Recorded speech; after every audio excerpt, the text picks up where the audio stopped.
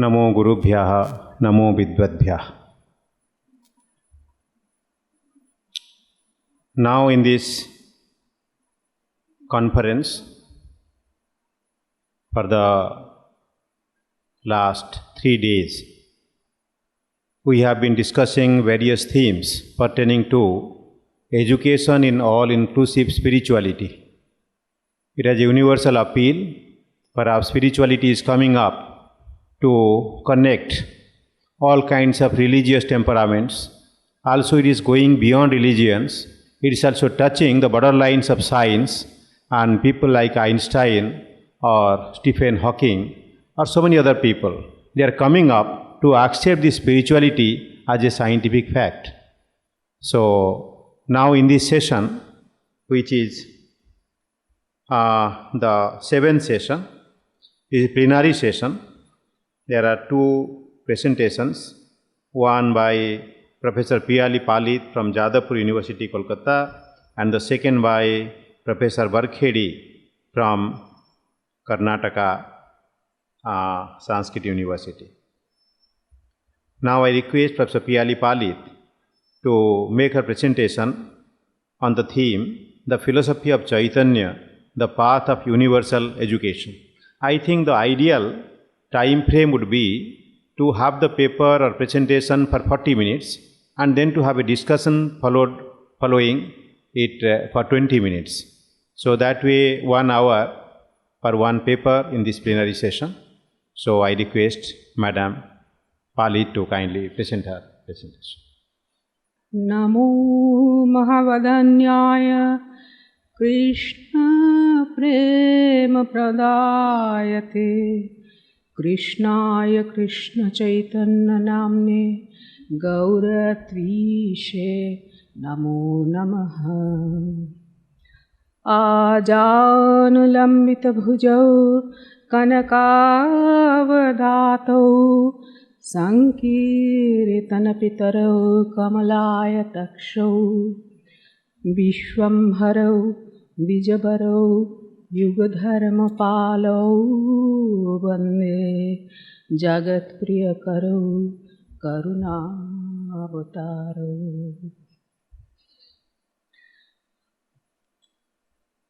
Respected Chair, my teachers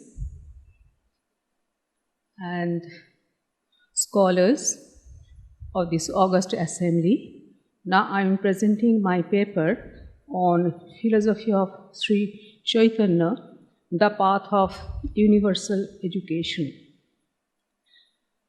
Before I start my paper, I'll just attract your vision to the presentation there with a picture of Sri Mahaprabhu in Bhavan Mala Avastha. He is standing in a Uddanda pose while he is going to Vrindavan to meet Sri Krishna.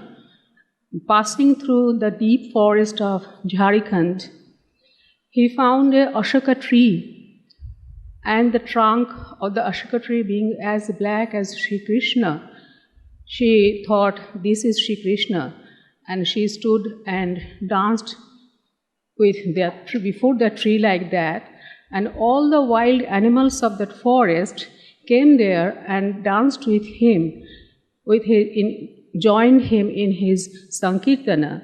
This much was his Nama Mahima. Now, let's come to my paper. Introduction to this paper is by drawing up the issue why we are assembled here and discussing at all about education and universal spirituality. What's the need? The world is more and more being confronted with the fact that more and more does not necessarily mean better and better. For there is a worldwide trend of deterioration of academic achievement, hand in hand with a lack of civility, a lack of respect, a lack of understanding, a proliferation of hate and intolerance, spread of violence, both vicious and brutal, that is seriously threatening the social well-being of citizens everywhere. How are we to answer the reality of this epidemic of violence and irrationality and the disintegration of civilized life on every level, while we never forget to take pride in the modern education system? In reality, these problems stem from the same crisis: the abandonment of the traditional role of the educational system, beginning from the schools to transmit those universal values that belong to the family, that belong to religion, that belong to every culture, without which none of us will survive. The answer to this crisis is proper education with spirituality and a curriculum and approach that steps into the moral vacuum and reorients us to those universal first principles, those basic truths which have stood the test of time and are as valid for a believer as for a non-believer, if and only if we care about our survival. In Indian traditional system, the term Shiksha is as old as the Veda. If we equate education with Shiksha, let's see what does it mean. This term, since in long use from Veda, the ages of Veda, happens to be the first Vedanga telling us how to receive Veda or Shruti. In Taittiriya Aranyaka, it has been stated as Om Shikshang Vyakhyasyamaha Varnaha Swaraha Matra Balam Sama Santanaha Ityuktaha Shikshadhyaya Iti Shiksham Pancha. Let us explain what is meant by Shiksha in this context. 5 things are to be learned. They are Varna, the phonemes, Swara, the notation, Matra, the syllable, Bala, the pressure in articulation, Sama, clear articulation, and Santana, that is continuity. Thus, restriction in pronunciation or articulation, the Shastras imparts a sense of commitment and respect to this Sanatana Shastra for the learner. But what about the Vedanta Shastras, which deals with critical analysis of the Vedic sentences? That is Veda Vakyartha Vichara or Mimamsa Shastra by nature. Since Achinta Veda Vedavada falls under these Vedanta schools, it's needless to say that this system also maintains their specific methodology for understanding the Vedic sentences without any ambiguity or possibility of misrepresentation. This point is very much relevant while we take into consideration of what Sri Chaitanya Mahaprabhu expressed in his unique philosophy of Achintya Bheda or inconceivable unity in plurality based on Shruti, Smriti and Sutra stream of knowledge accepted in Indian tradition without any doubt. According to Sri Chaitanya Mahaprabhu's philosophy, beings are none but microforms of the Supreme Consciousness. But this reality of one's existence is never exposed to common people, leading to all sorts of distress and destruction.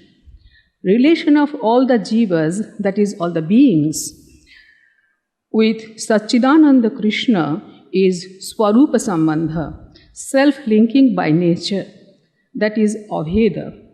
Though there remains a kind of qualitative or quantitative difference which is meant by Veda between each and every of them due to Maya following Ishwarecha. This Veda and Abheda together is as well inconceivable or achintya, as Mahaprabhu teaches his intimate followers like Sri Rupa Goswami and Sri Sanatana Goswami, which has been elaborated and documented by Sri Jiva Goswami in his 6 Sandarbhas, that is commentaries on Srimad Bhagavatam. Later, Baladeva Vidyabhushana, at the order of Sri Jiva Goswami, composed Govinda Bhashyam on this theory as well. According to this darshana, Jivas remain to be Aparashakti of Brahman, who is none but the Vishuddha Ananta Guna Yukta Achintya Ananta Shaktiman Satchidananda Vigraha Purushottama Sri Krishna. Jivas are angsha of that Purushottama, since there is no actual difference between angsha and angshi, that is the part and the whole, as well as Shakti and Shaktiman. Jiva and Brahman are essentially identical from the point of Chaitanya or consciousness, though there lies a fundamental difference, as Jivas are Anuparimana, that is micro, while Brahman is Vibhuparimana or macro, and existence of Jiva is ultimately dependent on Brahman. Practically speaking, identification with the Supreme Reality, though has always been cherished in Indian tradition, Sri Chaitanya's interpretation and its application in day-to-day life brought forward another dimension with overwhelming impact on Indian society and culture as a whole. His preaching of graceful divine love spread bait for all kinds of art forms, including dance, music, paintings, et al., throughout India, and opened the door for everybody without any bias towards caste, gender, and superficial religiosity. Sri Chaitanya Mahaprabhu imparted his teachings originally through discourses on Srimad Bhagavatam. Later, he composed 8 verses famous as Shikshashtakam, through which he clearly speaks about Vishaya or Avidheya, Prayojana, Adhikara, Sambandha, and Pramana of the subject in a nutshell. It is also well documented that he collected the whole text of Brahma Samhita during his entourage in South India, on the basis of which he framed up his philosophy of Achintya Bhedabheda. Now let us take a look into Shikshashtakam to find out his unique Vedanta theory of preaching universal love and establishing everyone's self-identity at the highest level of divinity. The first verse of the Shikshashtakam goes as Cheto Darpanamarjanam Bhavamaha Dabagni Nirvapanam Shreya Kairava Chandrika Vitaranam Vidya Badhujivanam Anandambudhi Vardhanam Pratipadam Purnamrita Swadanam Sarvatma Snapanam Param Vijayate Sri Krishna Sankirtanam. I have put the translation below the verse, so I am not repeating it. You can read it by yourself. I will also only go to the relevance of this shloka.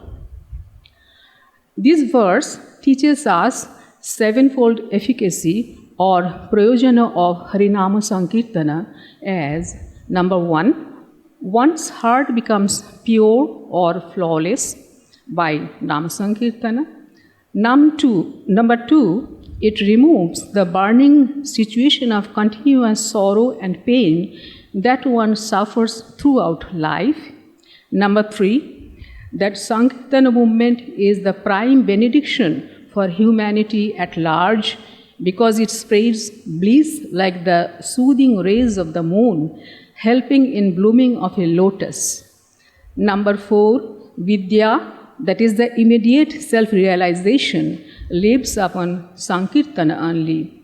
Number 5, one gets engrossed in eternal bliss like a swelling ocean. Number 6, Each and every word of Sankirtana is full of that nectar, Amritam, giving the taste of divine love. Number 7, it bathes, purifies, and refreshes one's body, mind, and soul fully altogether. Number 8, and finally, thus, Sri Krishna Sankirtana override all other means to achieve the goals or purusharthas achievable in life. The second verse, Namnam akari bahudha nijasarva shakti satrarpita niyamitaha smaranena kalaha etadrishi tava kripa bhagavan mamapi durdaivam idrisham iha ajani nanuragaha. O Lord, out of kindness, you enable us to easily approach you by your holy names, but I am so unfortunate that I have no attraction for them. In this verse, possibility of non-relishing misfortunes and or fourfold impediments have been depicted. Number 1, forgetfulness of one's real self, that is Swarupa Brahma. It happens due to Maya's influence that a being by nature remains servant to Indriyas and identify itself with the body of flesh and blood. It can get rid of this only when it realizes that its true nature is to be Krishna Dasa, not an Indriya Dasa. Number 2, mental weakness or Hridaya Daurvalya. Due to one's forgetfulness of his own self, he is found to be merged in all kinds of blemishes, like laziness or alasya, dependent on ill habits or itara vishaya boshibhutatva, depression caused by pain or shokadijanya chitta vibhrama, getting diverted from Shuddha Bhakti by fruitless argumentation, aversion to offer all energy to know Sri Krishna or Krishna Swarupa Anushilana Karpanya, non-acceptance of poor nature due to false ego out of higher caste, wealth, education, popularity, beauty, and power, or it's called Jati, Dhana, Vidya, Jana, Rupa, Bala, Abhimana Janya, Dainya Bhava, Asvikara. Then tendency to adharma, absence of efforts to deny superstitions or kusanskaro shodhana ayatna. Scaling of daya due to anger, attachment, jealousy, and intolerance, or krodha, maha, matsarja, asahishnuta janya, daya parityagaha. Thus, Vaishnava egoism based on expectation of fame and hence cheating others, or pratishtha asha janya britha Vaishnava abhimana. Then torture on others for fulfillment of one's desire for wealth, lust, and enjoyment of flesh and blood, etc. All these defects or impurities lead to the third impediment, that is materialistic desires or asat trishna. Asat trishna creeps in a being in the form of thirst for swarga sukha or heavenly enjoyment, indriya sukha or physical enjoyment, and dhanajana sukha, that is enjoyment of power from accumulating wealth and popularity. Finally comes aparadha or nama aparadha, that is offensive attitudes or aparadha. What are they?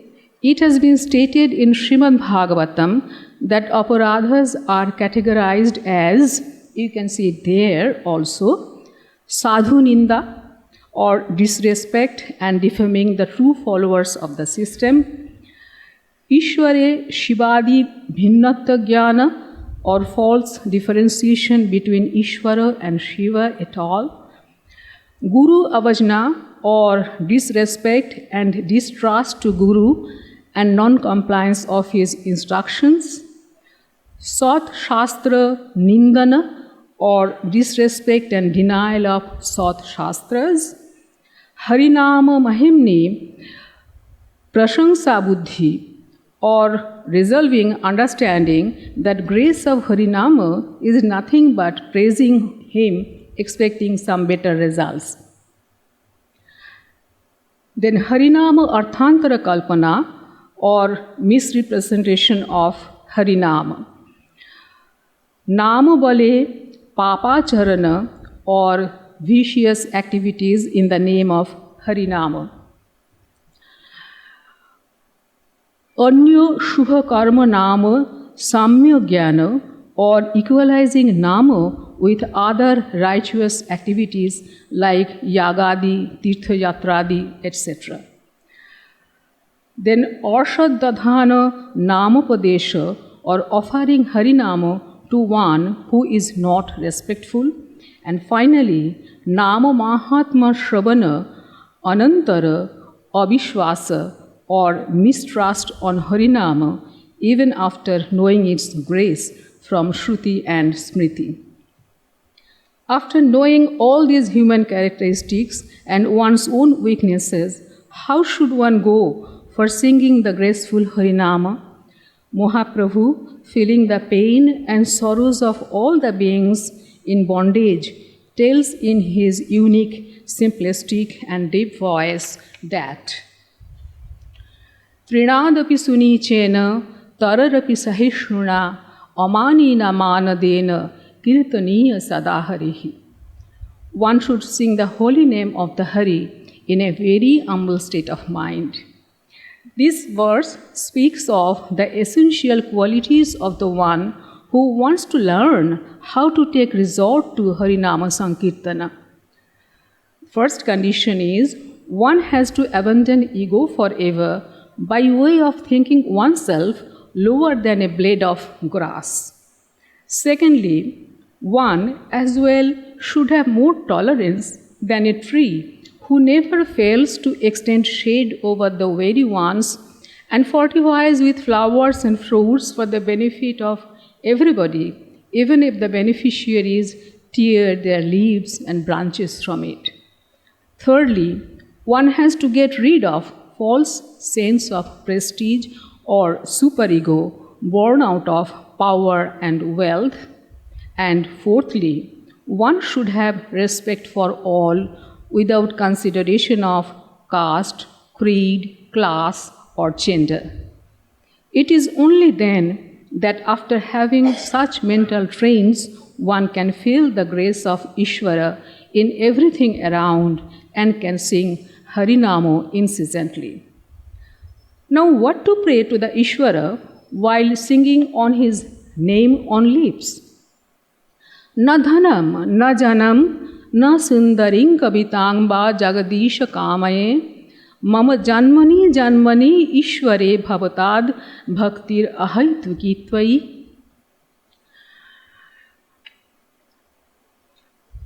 Why would such a person be considered for the most precious thing like Ahitaki Bhakti as soon as he prays for it? Mahaprabhu, the great teacher, cries for all the beings for being considered to such favor as expressed in the following verse.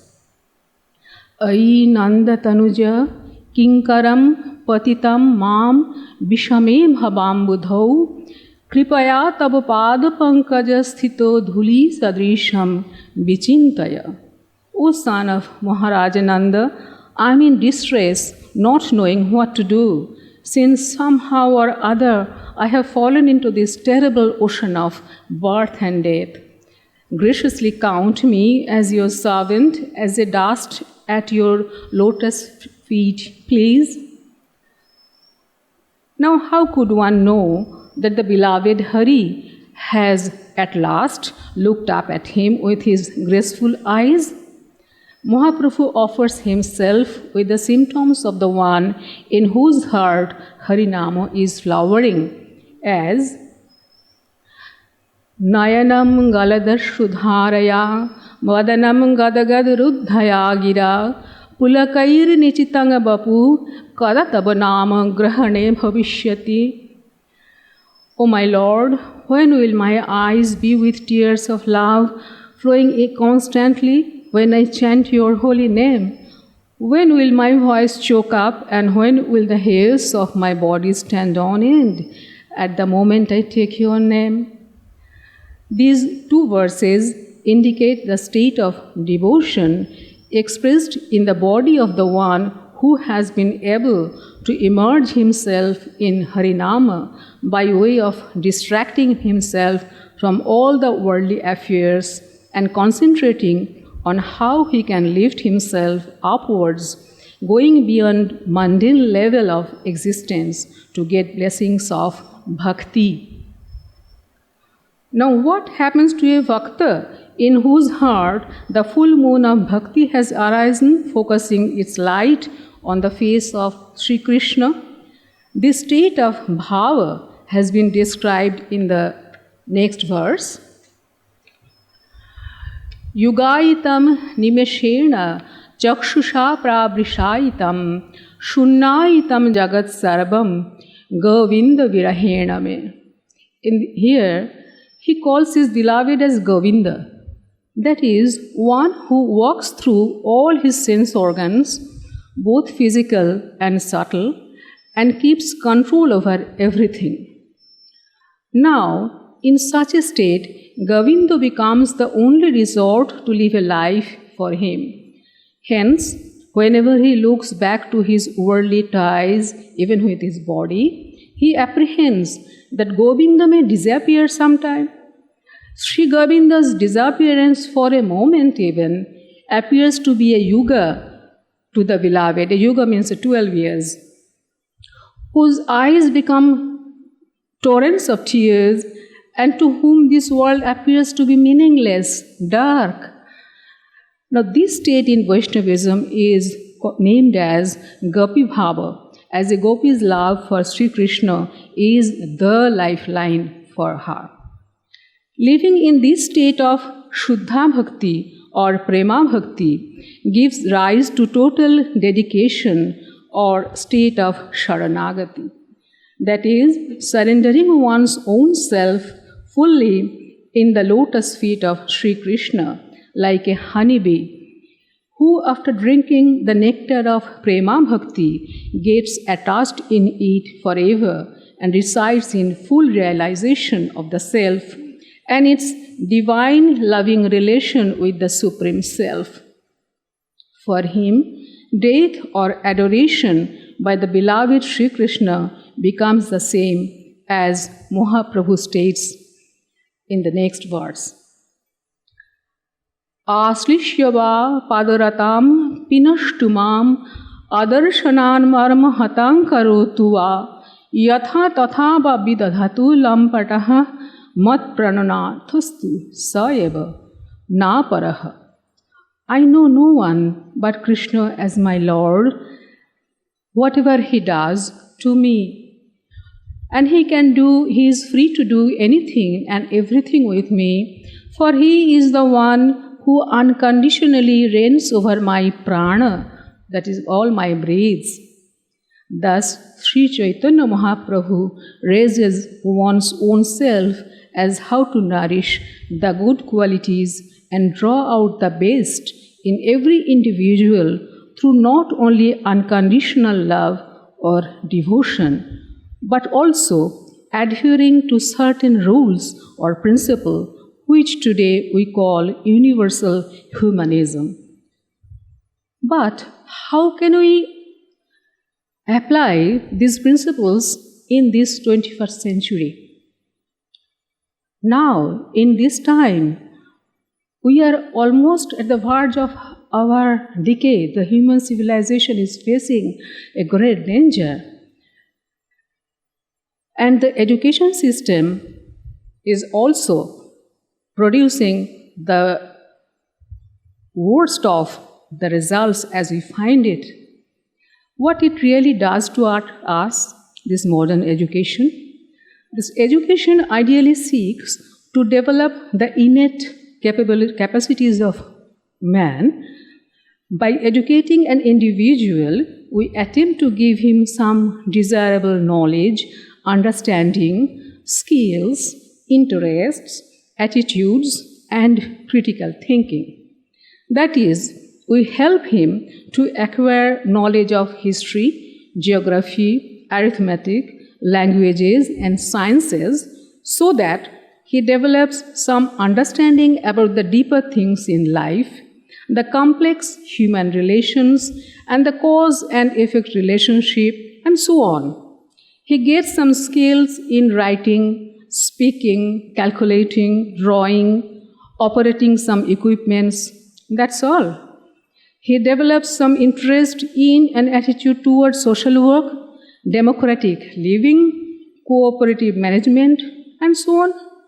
As an individual in the society, he has to think critically about various issues in life and take decisions about them, being free from bias and prejudices, superstitions, and blind beliefs as well. Thus, he has to learn all these qualities of head, hand, and heart through the process of education.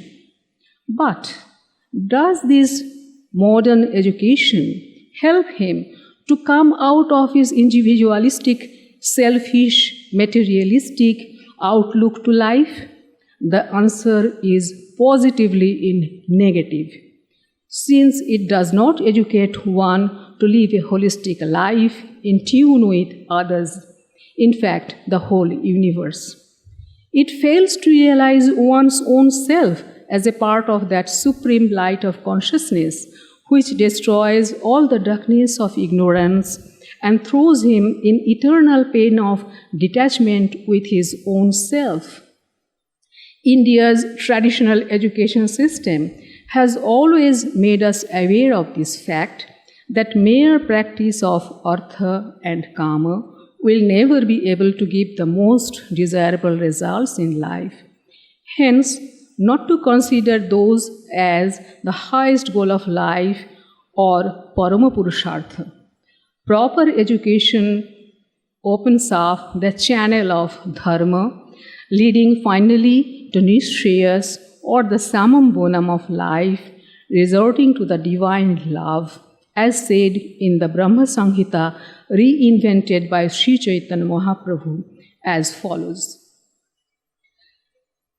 Govindam adi purusham tamaham bhajami, Govindam adi purusham tamaham bhajami, Govindam adi purusham tamaham bhajami, Venum kanantam arabinda dalaya taksham, Barhabatangsam asritambuddha sundarangam, Kandarpakotikamaniya vishashalomam, Govindam adipurusham tamaham bhajami.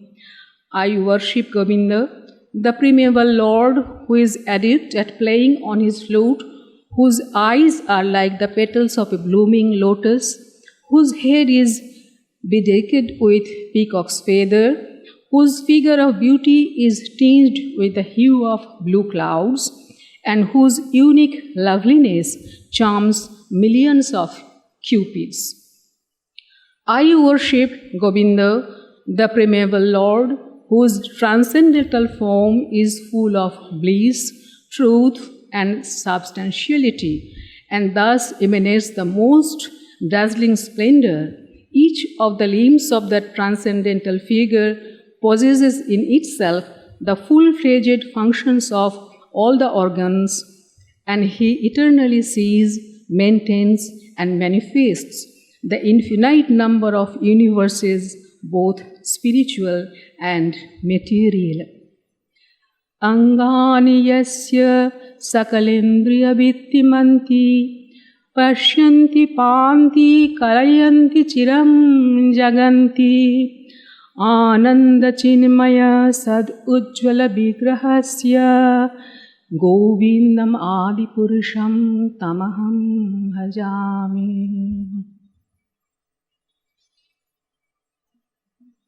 Thank you. Thank you. Professor Palit has completed her paper in the right time. Now the paper is thrown open to discussion. The House is requested to discuss on the theme of the paper. Kindly stick to the exact theme of the paper as she has presented on Chaitanya, the universal education that Chaitanya gave through his work, his life. The product of Chaitanya Mahaprabhu's education is standing before you.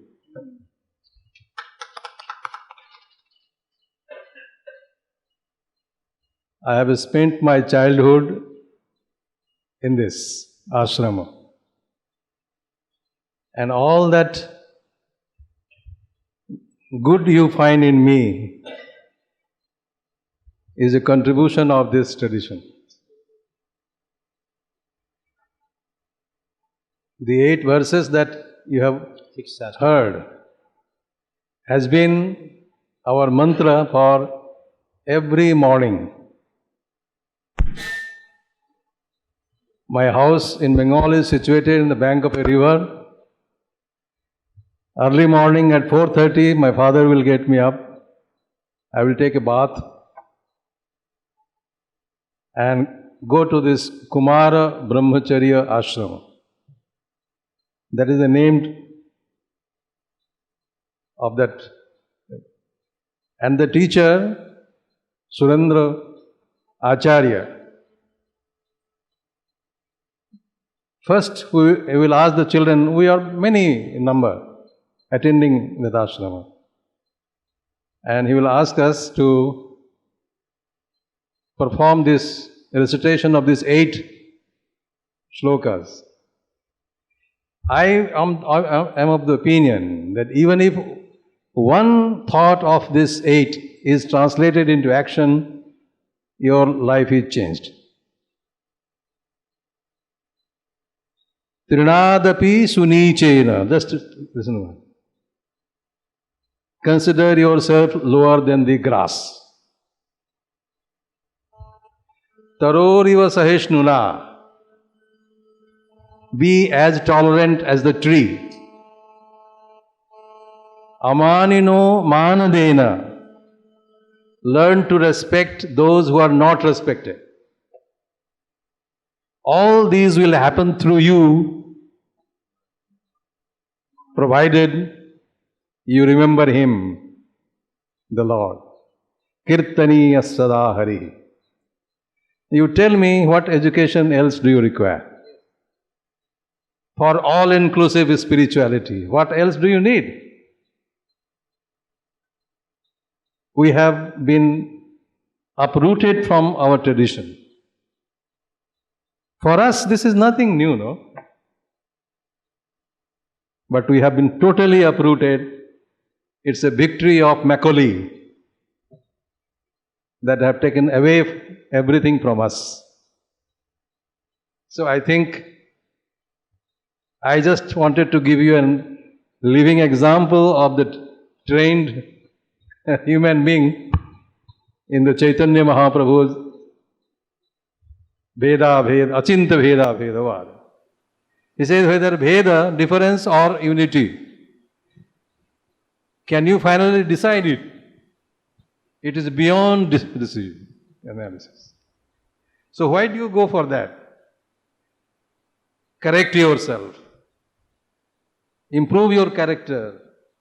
Identify. He says aparadha. In the aparadha you will find that you are committing a mistake if you do not consider anything in the world equal to the Lord.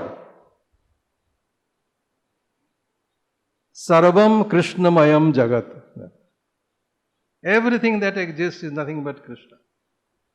If this is the buddhi, and if you are not considering something as Him, you are doing aparadha. So in that aparadha, And that Nama stands for each one, therefore Nama Parad. This is how we have grown. So I thank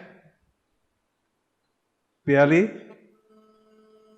She is my student, but rightly she has presented this in a perspective. This must grow. This thought must be universalized. You need universal. These are the universal values. So education must provide these universal values. That's all. It's so simple. Thank you. It's not a question, it's an appreciation. And presenting before you what education can do. Education can do this, that if you, I hope that you have found some good qualities in me, and these qualities are the education of this great tradition of Achintya Bheda Bheda. Gaudiya Vaishnavism as a philosophical system that gains ground. Govinda Bhashya. And I think this Hari and Govinda, these words, they connect the systems of Visishta Dvaita and Achintya Bheda Bheda. It's so loved a word, Hari and Govinda. So in that sense, also historically, if we look upon our, you can say as a research activity, then how right from the Mahabharata times, Nrisingha Purana, Harivangsha Purana, then Vishnu Purana, then Bhagavatam. If that, in that way we find how Krishna has developed and Krishna cult has developed, and finally it finds a right kind of culmination in the life and character of Sri Chaitanya Mahaprabhu. Chaitanya Mahaprabhu passed his last life in Puri.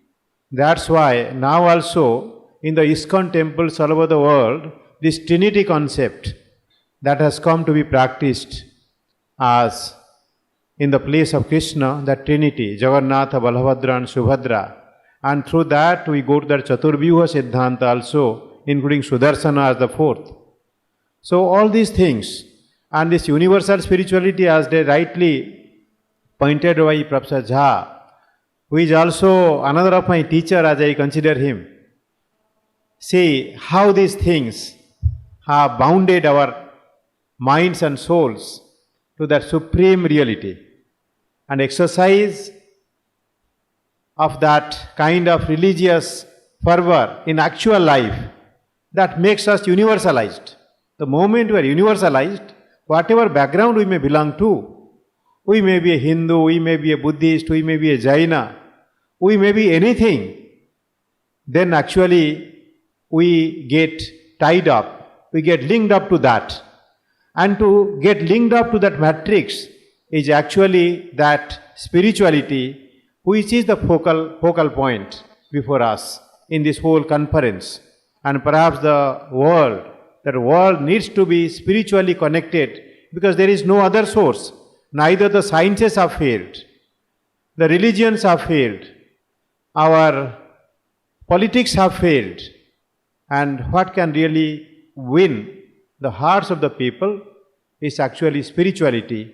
For that, perhaps this conference is a right forum where all the religious schools with their spiritual tenets can be brought forth and analyzed, and their commonalities can be rediscovered for the modern humanity. Now I request another facet of Vaishnavism, an earlier one, that is Dvaita Vedanta by Ananda Tirtha, the greatly celebrated Madhvacharya of Udupi. And since he comes from Karnataka Sanskrit University, Professor Barkhedi, I request him to present his paper on this Madhvaite theme. The exact title of his paper is Acharya Madhva's Philosophy of Life.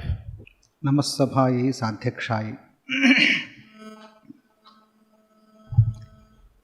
Trinadapi Sunichena Tarorapi Sahishnuna Amanino Manadena Kirtaniya Sadaharihi. Bhujaga Bhogabha Mudyamya Hridyam Nijabhujam Dakshinam Lakshanadhyam Lalita Mudrikta Vijnana Mudram Bhaja Bhajanantamittalapantam Pranatavan Praninam Pranabhutam Pranadhipi Prinaye Purnabodham. शुभान् ध्यायन्ति ये कामान् गुरुदेव प्रसादजान् इतरान् आत्मपापोत्थान् तेषां विद्या फलिष्यति. Shubhan dhyayanti eka. I repeat this shloka. Shubhan dhyayanti ekaman Gurudeva prasadachan. Itaran atma papothan tesham vidya phalishati. At the outset, I take this opportunity to thank the organizers, especially my friend Dr. Rana, for giving this opportunity for me. In fact, I had prepared some abstract of this paper when I got an email by this institution. However, I completely discarded it after receiving a mail from Professor Jhaji. So, Professor Jhaji wanted all of us to connect our thoughts to the spiritual universal spirituality, and especially from the viewpoint of education. So I discarded my earlier presentations. Later I came up with some paper which is written and submitted to the institution. However, today morning when Swamini Amma asked me, Varkhedi, what you are going to present? She asked me, then I told her something related to education and philosophy. Then she compelled me, no, you should speak about something practical.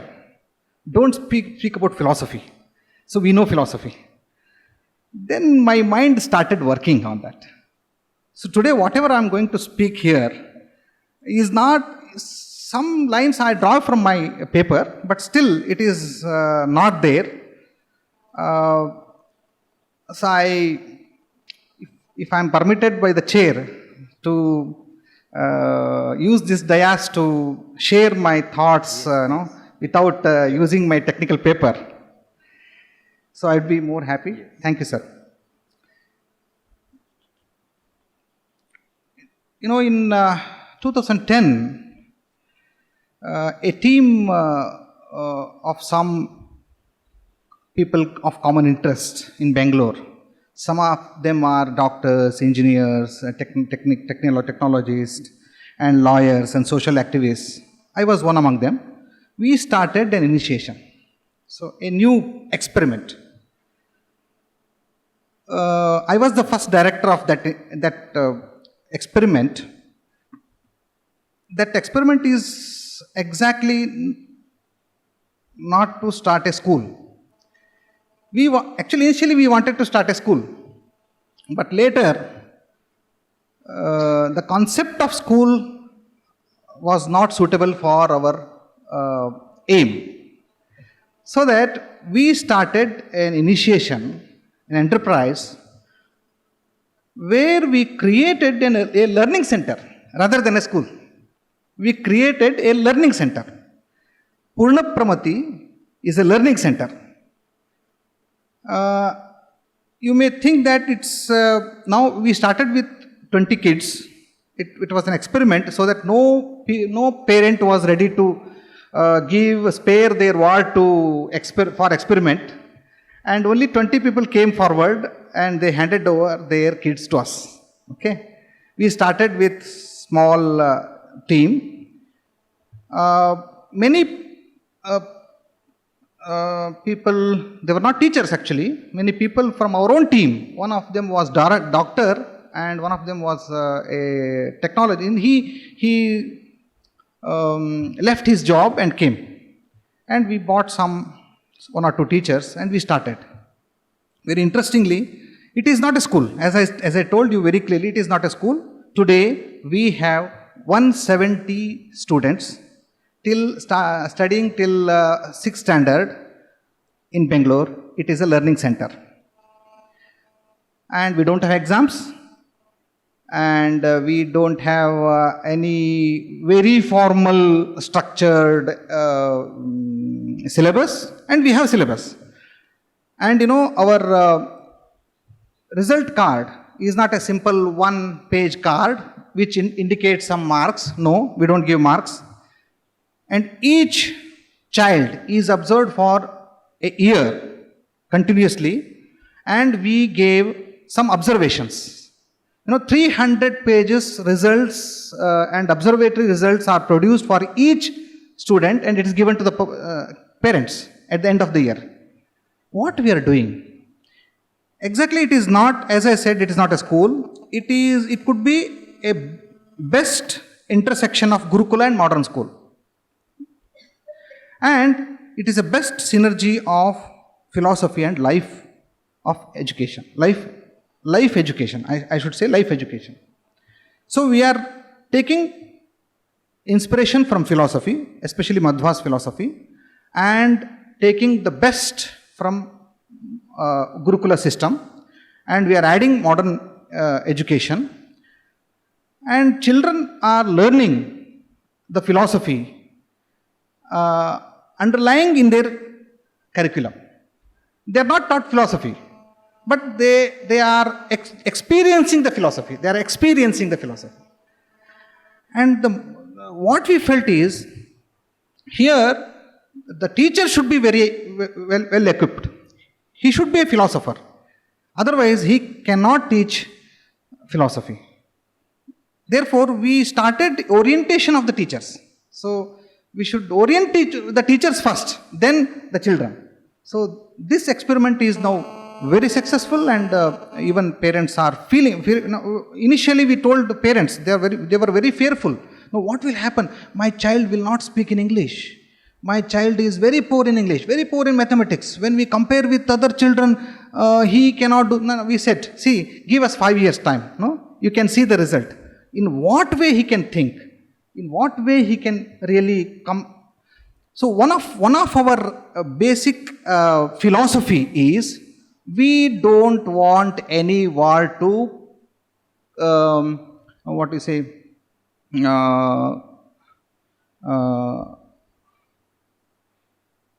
Fight with others, so don't compare two children, and don't create a competition environment. We don't want to create a competition environment. Nobody is competing to another person. So this is what our philosophy, and we are experimenting with this philosophy, and school is successful. So now with this, I would like to take you to some of the basic ideas which we are contemplating, actually, which we are still contemplating. Today's topic of the seminar conference is education in all-inclusive universal spirituality. Right? So points to be discussed here are: 1.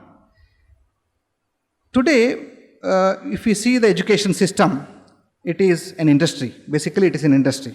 As we see, health care or health sector is an industry. Education is also an industry. So earlier it was with the public. Today it is with private. It is educating the kids to live a life which is governed by earning and entertainment. Earning and entertainment, only two. And we call this is secular education. Secular education, with pure secular education. There is nothing called spirituality or dharma in there.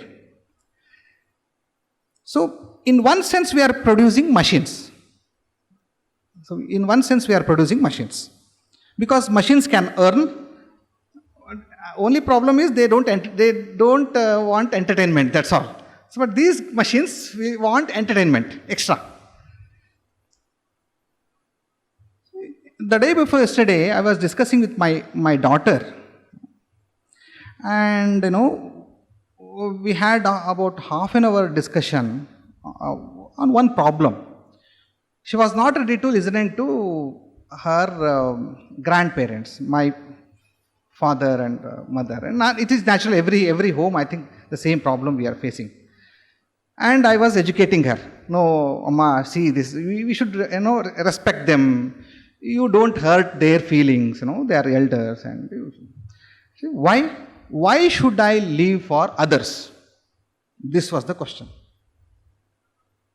See, why should I live for others? You don't tell me this. Because if you want, you live that life. I don't want. Okay, very clear. She was very clear. See, this question is not a question by a 14-year girl in my home everywhere. Every home has a kid questioning the same, asking the same question. I think most of the parents, you might have same experience. Now here we should note that self-centric life, self, me and my life, me and my life. I asked her and a simple question I asked her, and you are living for you, yes, okay? Who are you? Simple question I asked. Then she said, it is me. Then tell me, what do you want? She said, I want TV, I want money, I want mobile, I want this. Then I said, you want all these things for what? For whom you want? For me? No. So you want TV for your eyes? You want TV, mobile for your, no? You want food for your tongue? You want food for, then all this is need of your body. Then she said, yes, you are right. Then who am I? She asked me. Now this kind of question we are not asking our children. They don't know. My child, who is living in an environment of orthodox system, does not know who she is. She thinks she is her body. It may be very trivial to me, because even though I am thinking I am not body, I may not be relinquishing the whole life, but still it reminds me that what should I do and what should not I do. But this kind of small question they don't have, they don't understand. Therefore, this kind of all-inclusive, universal spirituality education is required. I felt it in my home. So today, life is self-centric life. Self means ego. Here we should educate ourselves that self is not ego, but self is spirit. That's all. Self is spirit. That is universal spirit. Itself is self and not something else. People do not know, the children are, even we do not know what is spirit, what is soul, what is self. So we should educate ourselves that self is nothing but universal spirit. When we educate ourselves to understand this, then I think this is what self-inclusive, universal spirituality we should understand in this line. Whether this education is all-inclusive, another question. Is it all-inclusive? Today government is very much interested in making this education all-inclusive. Therefore RTI Act has come, RTE, Right to Education Act. Even after implementing Right to Education Act in Bangalore, I am one of the member of the school committee. I see education is not given to all. I am sorry to say 25% of the school seats have to be reserved for economically backward community, but nobody is doing that. So unless you bring in the education system by act, we cannot change the system. So therefore, we must think, can RTE Act make education all inclusive? No. What is possible?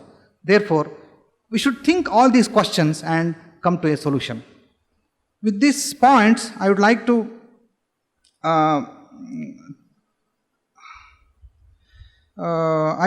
connect the tenets of Dvaita philosophy to the education. So these are the one set of questions are from practical life, practically education system, one set of questions from philosophy. So I am taking these two and contemplating the tenets of Madhva in these lines. Of course, today we are on the land of Advaita. But I am taking the stand of Dvaita school, which is rivalry school of Advaita Vedanta. However, Advaita includes Dvaita thought, as I understand. Because, if word is real, so one small diversion, maybe you can think diversion. Word is real according to Advaitin. For me, word is real. You cannot say word is not real, mithya. You cannot say word is mithya. Jagan Mithya is Mithya. Okay, Jagan Mithya, Jagan Mithyattvasya Mithyatvam Kathayanti Dvaitinaha. But naturally, these are rivalry schools. But even in Advaita school, if you carefully examine, world is real. Why? Shankara never said world is unreal. He said, we have three kinds of Satya. One is Pratibhasika Satya, Vyavaharika Satya and Paramarthika Satya. He discriminates between Satyas, but he never told that world is unreal. He always told that it is Satya, but Vyavaharika Satya. He discriminates two kinds of Satyas, Paramarthika and Vyavaharika. This is Paramarthika Satya. Therefore, in that sense, Dvaita school never opposes Advaita school. So just I shared my thought. No, there are some.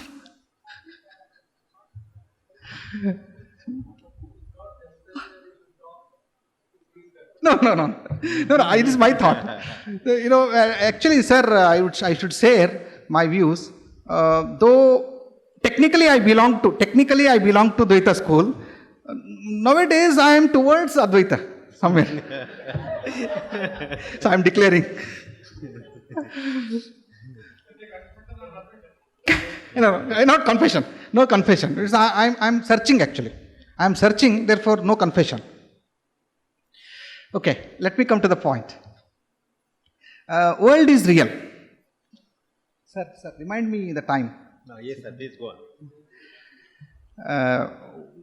One of the basic a priori axioms postulated by Madhva is world is real. World is real. You should believe that world is real. And all our worldly experience are true. You cannot say that whatever I experience is illusion. No, it is a true experience. Okay, with this basic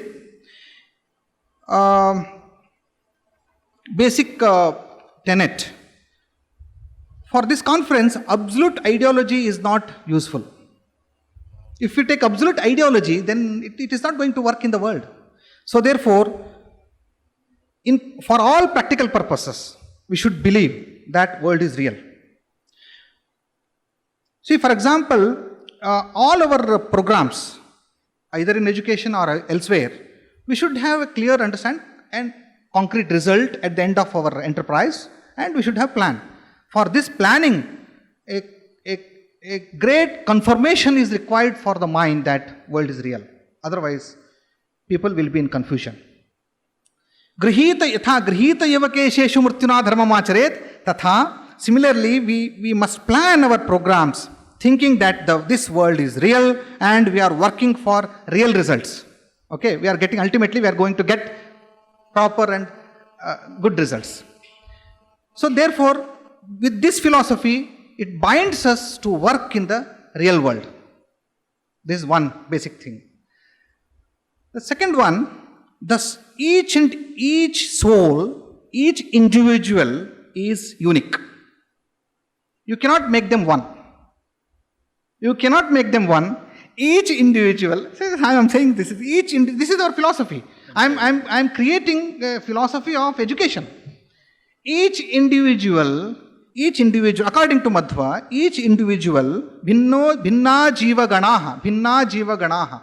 Each individual is unique part of this universe. Therefore, you cannot make them one. And therefore, note the point.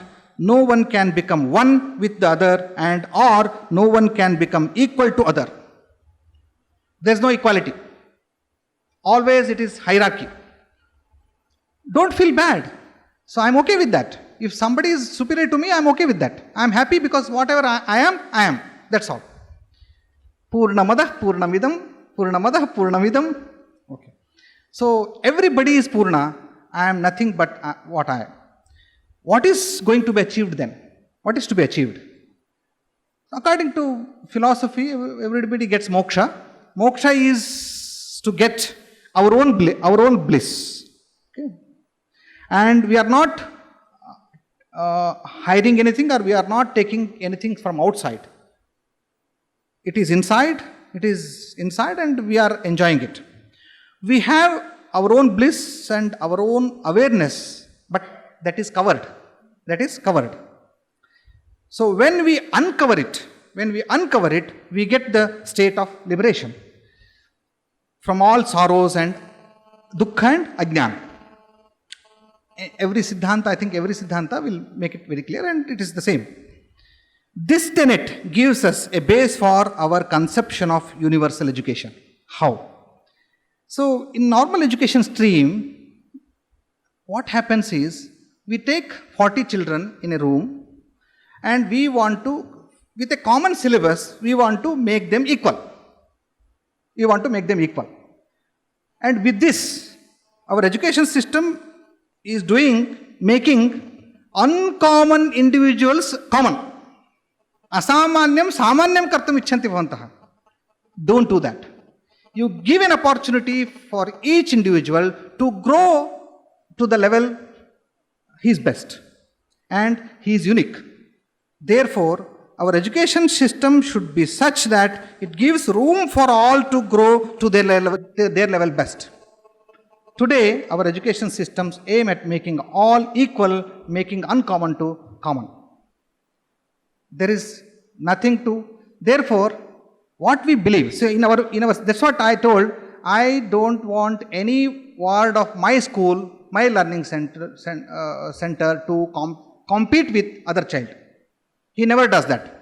What he thinks is, each ward thinks that if he helps his next person to grow, and by that he is fulfilled. He never thinks that he should get lesser marks and he himself should get more marks than him. He thinks that if he is grown, then I am grown.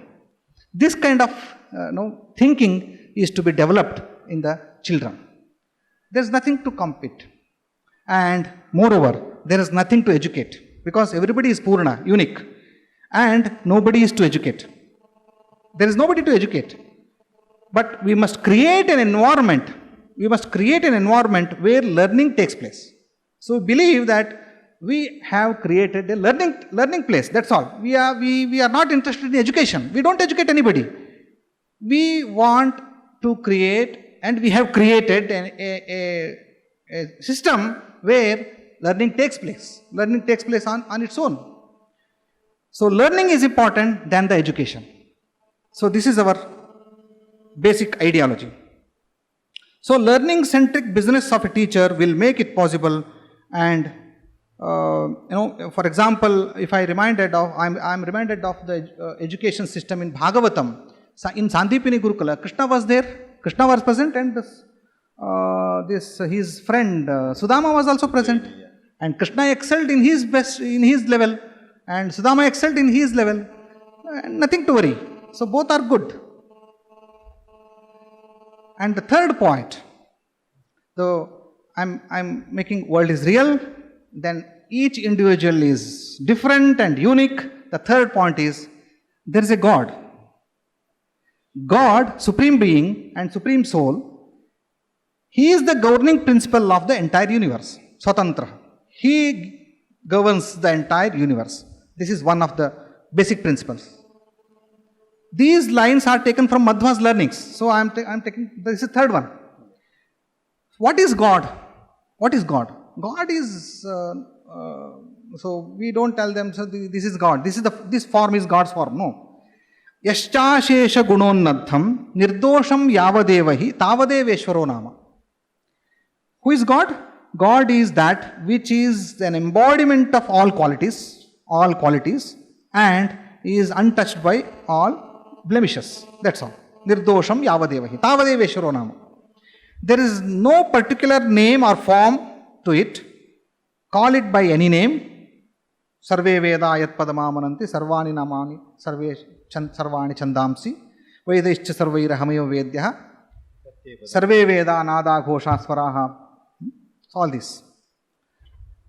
This Supreme Being is all pervasive, and He governs the world. He is all pervasive. Now coming to the point, as you all of you know this story, I think this is a very simple story, which will make understand the philosophy in deep. That story is once Guru gives one banana to all his students. Okay, he asks them to eat this banana where there is nobody. Okay, you go and you find out a place where there is nobody and nobody can see you, and you eat this banana and come back. And all of them went and came back empty-handed. Then one student had banana in his hand, and he said, "Why you did not find a place where there is nobody?" Then he said, "No, sir." Why? "Sir, wherever I went, I found God there. God is looking at me. Then I could not find a small place where there is no God, and I could not eat this banana." So, see, this kind of awareness, God is everywhere, and I cannot do anything hiding from God. This is small, this may be very small tenet, but this is so deep. If we make the child understand this kind of God-fearing nature, that helps to eradicate all our problems like corruption, terrorism, everything goes off. So this is, I think we have to educate our children in the school. And with this understanding, we can grasp the idea of universal spirituality. Though all the souls are different from each other, the supreme being, pervading spirit in all souls, makes them together. Don't think that they are scattered, they are different. Sutre maniganaha ivate baddha. See, even though I am thinking that I am different from you, but I am not unconnected to you, because I am here, I am connected to Professor Surendra Mohan Mishra ji through him, because Sutre Maniganayo, we are all in one sutra, like Maniganaha. Sutre Mani, different pearls in a thread.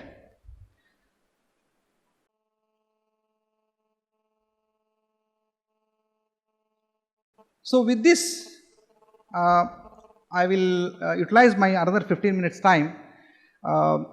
From my paper, I take only 2 points program, 2-point programs.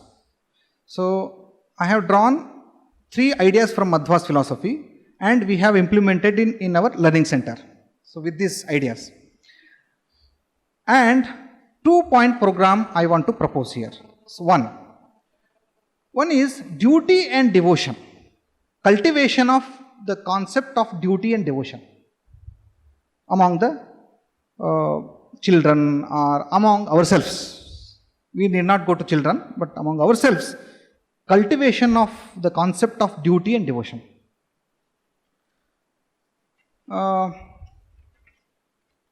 According to Madhva, world we are living in is absolutely real, and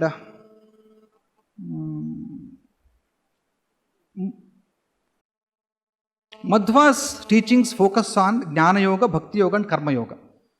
Jnana Yoga, Bhakti Yoga and Karma Yoga, as all other philosophies focus, that bring the balance between Trivarga in life. So all the problems of modern life is because of imbalance of Trivarga, imbalance of Dharma, Artha, Kama, imbalance of Dharma, Artha, Kama. So to bring back the balance of Trivarga in life, Madhva's first program is devotion. He says, change in your mind. What is that? Bhakti. Bhakti, what is Bhakti? Mahatma Jnana Purvastu Sudrudaha Sarvatodhikaha Sneho Bhaktiriti Proktaha Taya Muktir Nachanyatha. Mahatma Jnana Purvastu Sudrudaha Sarvatodhikaha Sneho Bhaktiriti Proktaha. Sneha or love itself is bhakti. The love that is developed through the knowledge of God, Lord's greatness, and which is firm and extraordinary. That kind of bhakti will lead you to liberation. It is natural for a devotee to get involved in the worldly affairs, since the world is real. When you say world is real, then naturally my mind goes to the world, because it is real. See, if I am asked to go to get the silver that is laying down in a what is that? then in a shell, then I may not be interested because I say it's not real.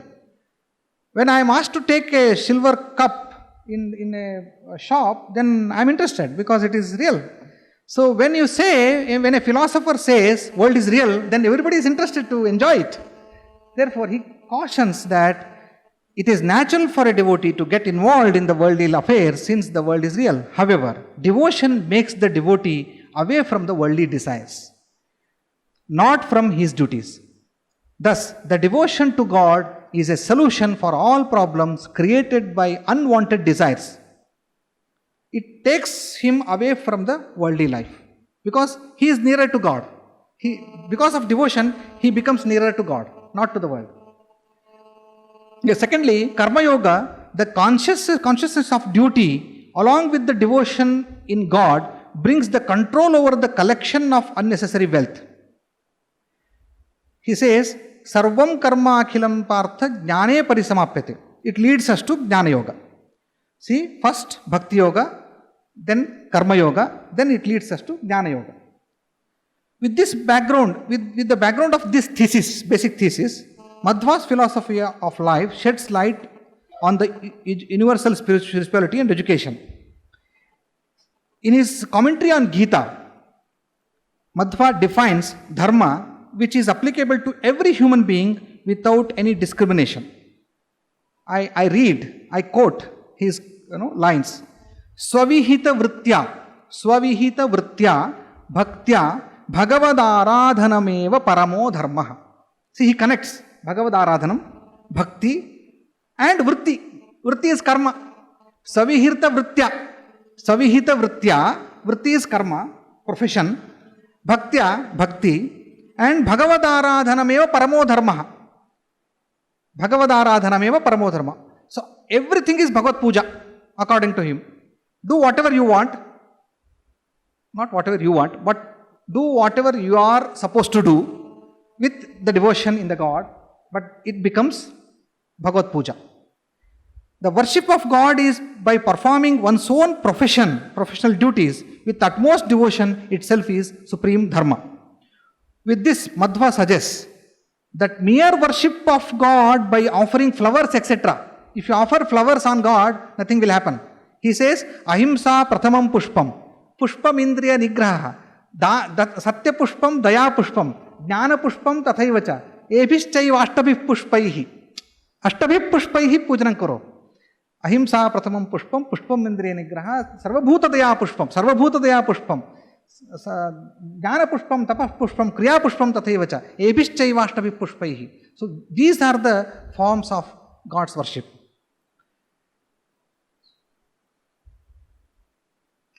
At the end, Madhva says, Madhva's philosophy of life is justified with the citation from Bhagavad Gita. He says, Swakarmana tamabhyarcha siddhim vindati manava. Swakarmana tamabhyarcha. So always the emphasis is given on the karma. Today morning we discussed about the place of role of karma in Advaita philosophy. Madam Professor Revati pointed out that it is a remote sadhana. She very clearly told us that in Advaita Vedanta, karma is a remote sadhana to, because it makes antaranga shuddhi. But here, according to Madhva's theory, it is directly connected to moksha. Why? I tell you. He says, what is karma? He defines karma. What is karma? Karma is not just action. Karma is not just an action. It is duty. It is nothing but duty. Nobody can stay without doing his duty. Nahi kaschit kshanamapi jatutishthate karma krita. He says, what is duty? Ultimately he defines, nana janasya shushrusha karmakhya karavan mitehe. See, if you see the etymology of this word karma, karama. There are two words, karama, karama. Ma is jnanam, ma miti, jnanam. Kara, if you do your duty, thinking that it is a tax given to the God, kara, it is kara. Kara means tax. It is tax given to the God, then you cannot miss it. you cannot escape from giving tax. If you escape, you know what is the punishment. Therefore, he says, it is called Svavihita Vritti, one's duty prescribed for him for due to his profession accepted by him. For a teacher, teaching is the duty. For a doctor, treating patients is duty.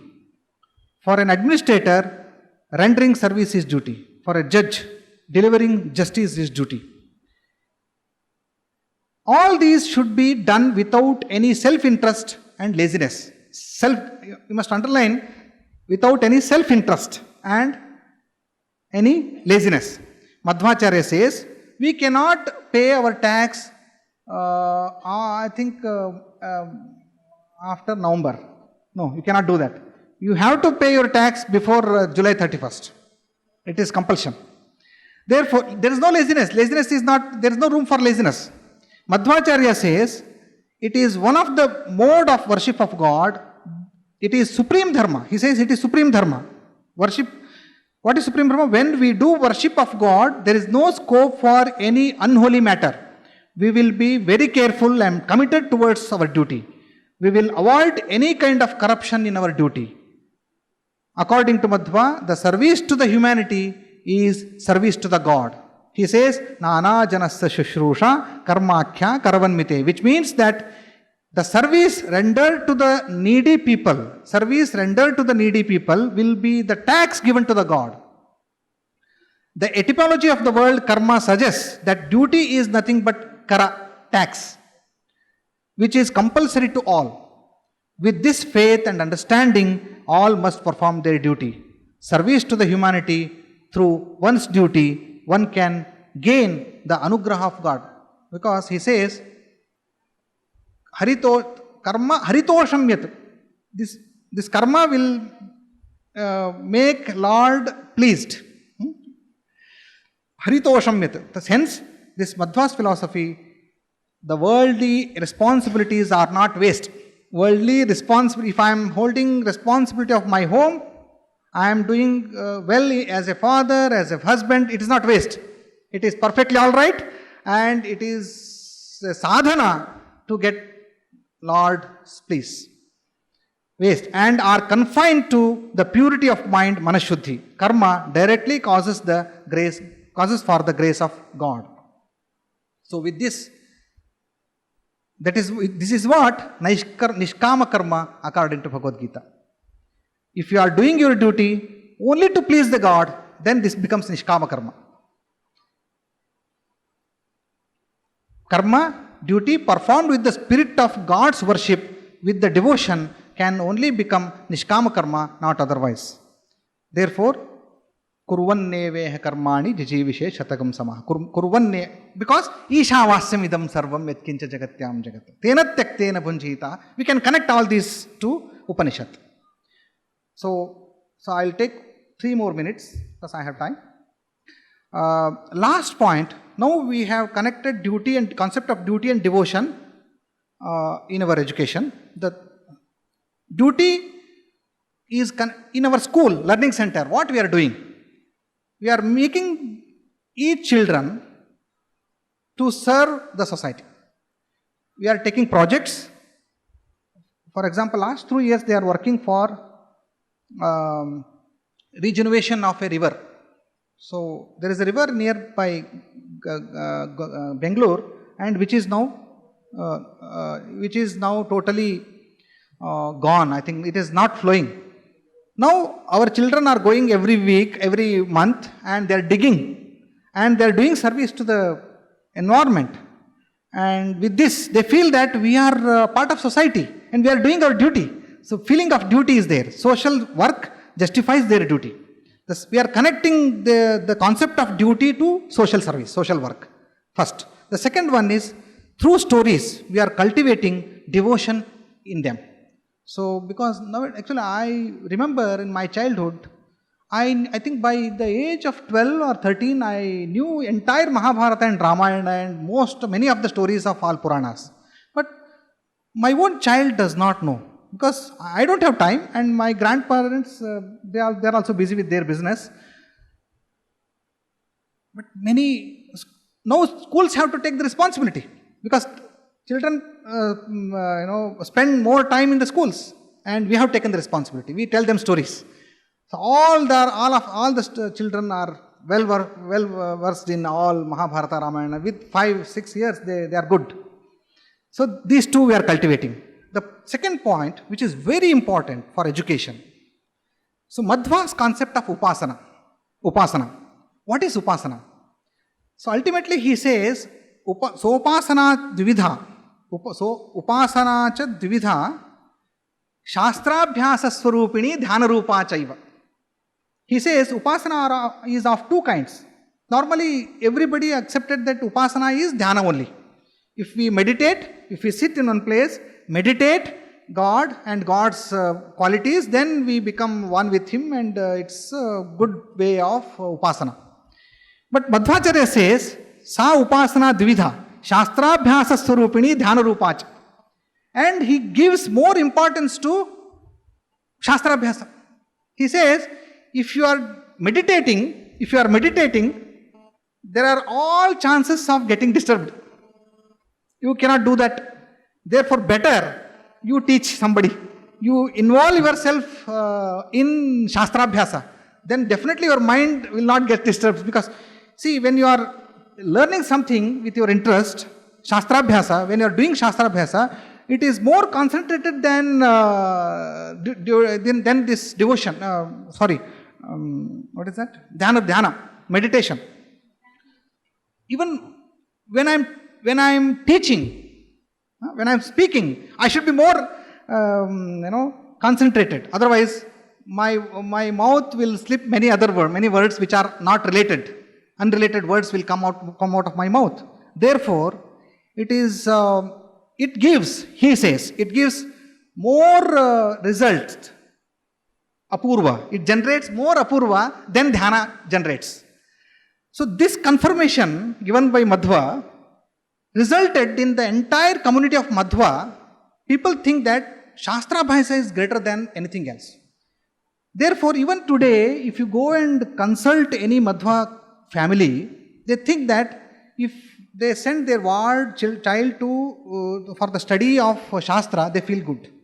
We are doing good job, great job. Even in the society, the Pandits have greater value than anybody else. And by this society is nurturing them, nurturing the Shastrabhyasa. You find hundreds of technologists, after serving for 10 years, they leave the job and come for Shastrabhyasa. You know why? Madhva has said the Shastrabhyasa is upasana. With this concept, the entire education system is now getting changed. So upasana, then teaching, so we are orienting our teachers with this. So we are saying that even if you are teaching, it is great upasana than anything else, than worshipping God sitting in home. Then they feel, yes, we are doing upasana. So this is what needed in our learning center. So with this, I conclude my speech. At the end, as a teacher, I'm also teaching for last 10 years. In the middle, I was not teaching, but again, I'm in teaching profession by the grace of our gurus. Great teacher, Professor Jhaji is a model for all of us. He's a real teacher. Whenever I see him, I get inspired. I get inspired. I have to be like this. This is the model. So, salutations to your feet, sir. So, from here, I touch your feet. So, one point I would like to make at the end. Earlier, we had the relation of Acharya and Antevasi relation in Upanishads. Anyway, we lost it. No more we have Acharya. We are not Acharyas. Our students are not Antevasins. And in Mahabharata, if we see, we have relation of Guru and Shishya. Shasanat Shishya Uchyate. He will be in Shasana. And Guru is well versed and he knows all Shastras. He can remove Ajnana of Shishya at any point of time. We are not like that. We are not well versed in all Shastras, and we are not Gurus and they are not Shishyas. They are only admitted students in our college. We are paid teachers. Okay, we have only this relation. We are paid teachers, and they are admitted. Our relation is there as long as they are admitted and they are on rolls. They are on rolls. If they are removed or they are out of their roles, then we don't have any connection. This is what happening in our schools. At least in music and Sanskrit Shastras, we have this relation. So we must maintain this. So, to change the Macaulay system of education, we need to develop some more stronger system than that, which is possible through developing Gurukula model of education. With these words, I conclude my speech, and I hope, Amma, is it practical? I don't know. Ultimately, somehow it is connected to the education in all-inclusive universal spirituality, I think. Thank you very much.